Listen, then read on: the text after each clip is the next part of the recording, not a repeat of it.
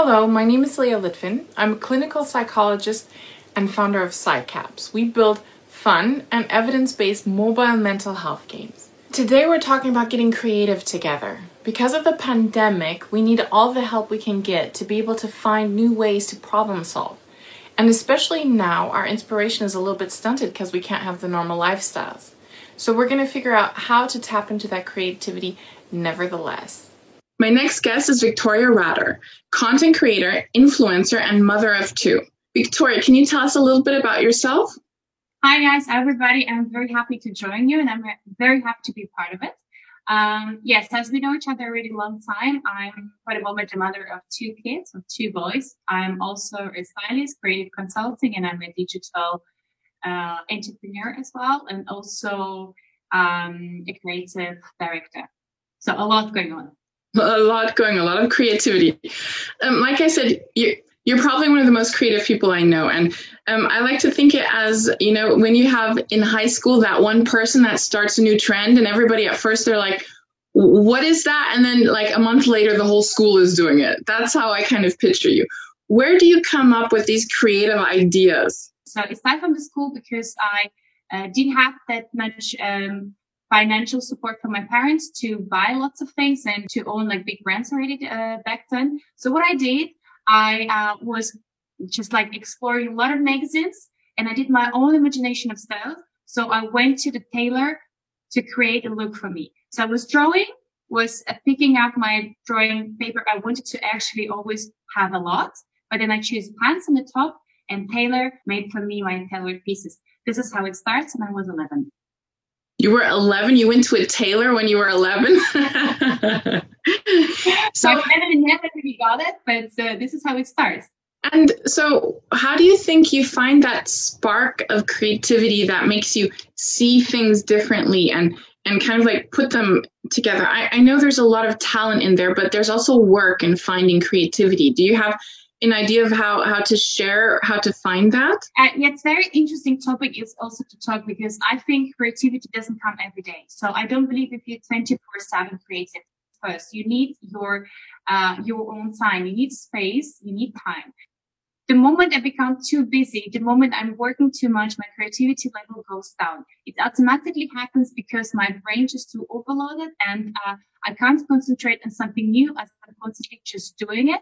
And then I'm losing a lot of like details, and details is a very important topic for me because I believe in details is a secret. Yeah. Also for creative people, also when you write a text, it's a detail in a text. It's the first time that I'm by myself and I have much more time to create. And I must say I'm on the highest level of my creativity right now. So I believe step back, take your space, take a sip of tea, how I do.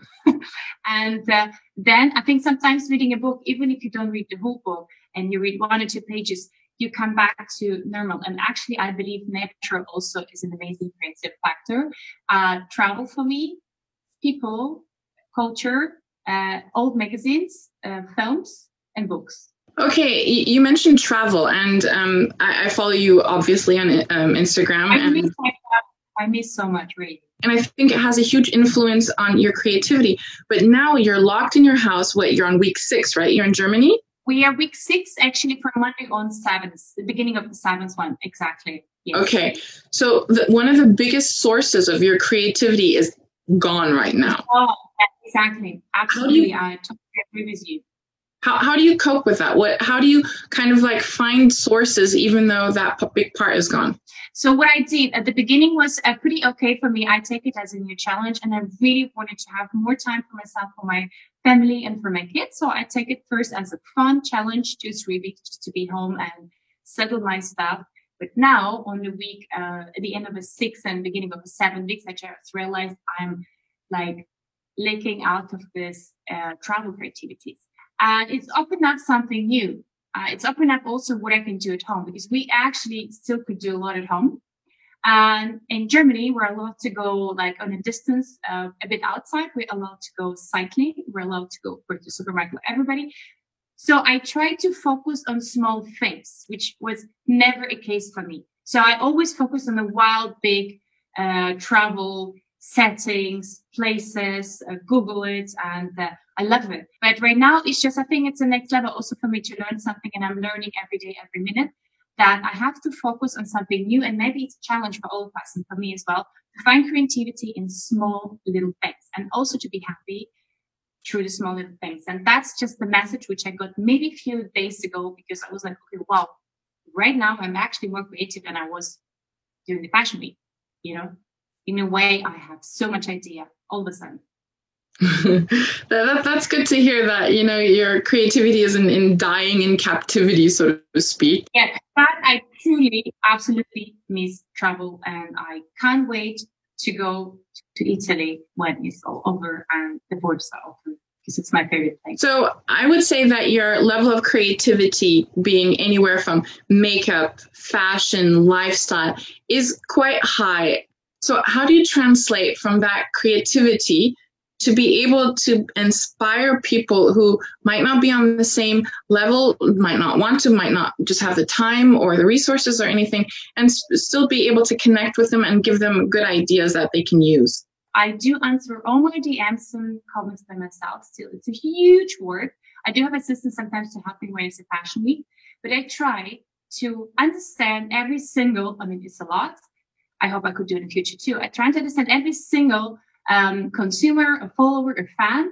I take them as a friend, don't forget, because I think it's also a huge trust in me, because they do follow and they trust, and I actually take a big responsibility to deliver the right content. I try to be careful what I'm actually dropping out into the social media as a message, or as what to wear, what to buy, but without even pushing, because it's more sort of, sort of an idea, give it to someone, and I try to understand if everyone is okay to it.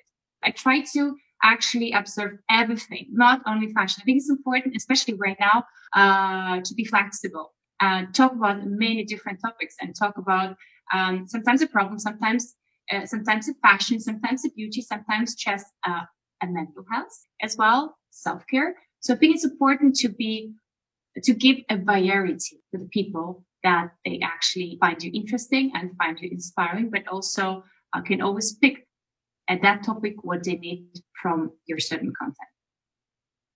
Okay, so it's kind of like a menu, right? So you don't have to do everything, but you can pick and choose, yeah.